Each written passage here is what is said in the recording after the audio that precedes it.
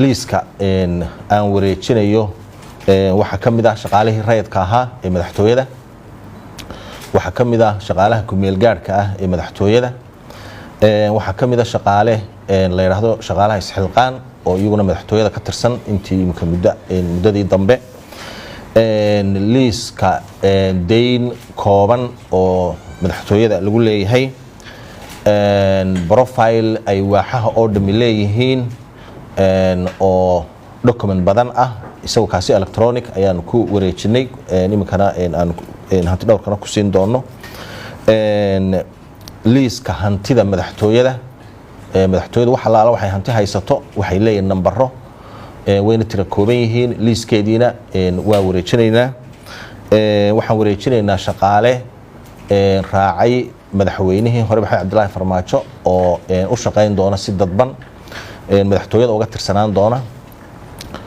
waxaan gudbinaynaa ciidan ilaalo ah liiskooda oo raacay madaxweynihii hore oo iyaguna madaxtooyada ka tirsanaan doona laakiin si dadban u shaqaynaya waxaan gudbinaynaa liiska gaadiidka madaxtooyada oo aanu gaar uga calaamadin doono ciidanka iyo madaxweynaha inta raacday oo ah gaadiid kooban aanu gaar uga calaamadinay waxaanu isagana wareejinaynaa waxqabadkii bishii January ilaa March oo electronic ah oo big document oo printerka aanu runtii oo hadda noo daabici waayay laakiin isagu ay ku wanaagsan electronic lagu wareejiyo structure-ka madaxtooyada inta waaxooda ka kooban tahay iyo qaab dhismeedkeeda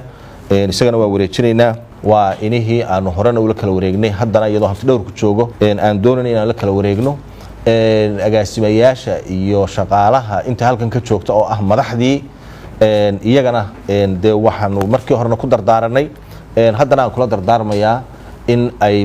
madaxda cusub iyo chief of staffka cusub iyo ku-xigeenadiisa si wanaagsan oo soo dhaweyn leh loola shaqeeyo hawsha loo fududeeyo maalmaha hore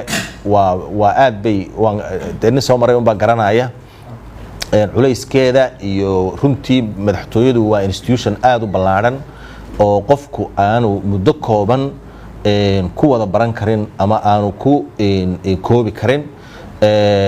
laakiin alxamdulilah rabbil caalamiin waxaynu haysanaa oo madaxtooyada jooga agaasimayaal aad u koran oo competent ah oo dad mas-uula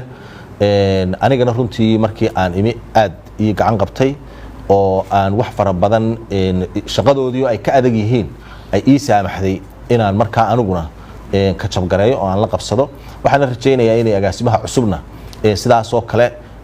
agaasimo waliba halku kaga beegan yahay uu kaga filaado inta uu agaasimuhu barnaamijkiisa iyo qorshaha uu madaxtooyada la damacsan yahay iyo horumarkiisa soo bandhigayo ee uu la wadaagayo marka koowaad waxaan u mahadcelinaa agaasinkii hore madaxtooyada qaranka waxa aan rabaa inaan iraahdo shaqo qaran ayaa soo qabateen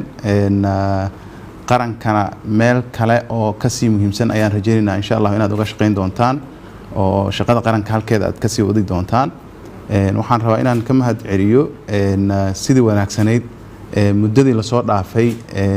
aad u maamusheen madaxtooyadii qaranka shaqaalaha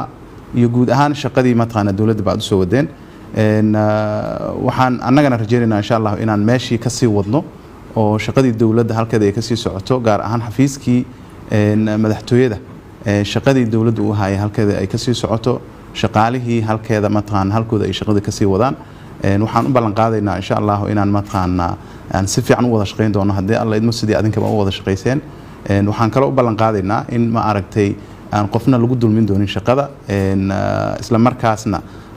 qolo cusubaa timide qolaa baxaysa aanay ahayn dadka oo farsamo yaqaanada ah oo waaxyaha xafiisyada mataqaana xafiiskan ka shaqeynaya ay shaqadooda sidooda u wadan doonaan ay noqon doonto waxa la isku abaalmariyo qof walba iyo shaqadiisa iyo sida uu qabsado haddii alla idmo meeshaas iyo taladaas iyo dardaarankaas ayaan isku ognahay agaasimo maxamed dheere si gaar ah ayuu ii orient gareeyay asbuucii la soo dhaafay si gaar ah mataqaana isu wareysanay oo ma aragtay talooyin badan iga siiyay xafiiska iyo dabcan waxyaabihii mataqaana u soo qabsoomay waxa hadda mataqaana u qorsheysnaa iyo culeysyadii jiray meelaha ka imaanayeen iyo sida loo xallin karo ayuu talooyin badan iga siiyay adinkana waa ku mahadsantihiin xafiiska hanti dhowrka qaranka oo goobjoog ka ah shaqadan mataqaanaa qaran ee maanta dhacdayna sidoo kale marka insha Allah waxaan rajaynaynaa dawlad horusocod leh oo halkii ay hadda joogtay mataqaanaa laga sii qaado wax lagu sii daro oo ma aragtay marka maalinta aan wareejinaynana meel halkan ka sii fiican sida hadda ay tahay ka sii fiican oo dabcan wixii hore loo soo qabto wanaagsan wax lagu sii daray ayaan rajaynaynaa insha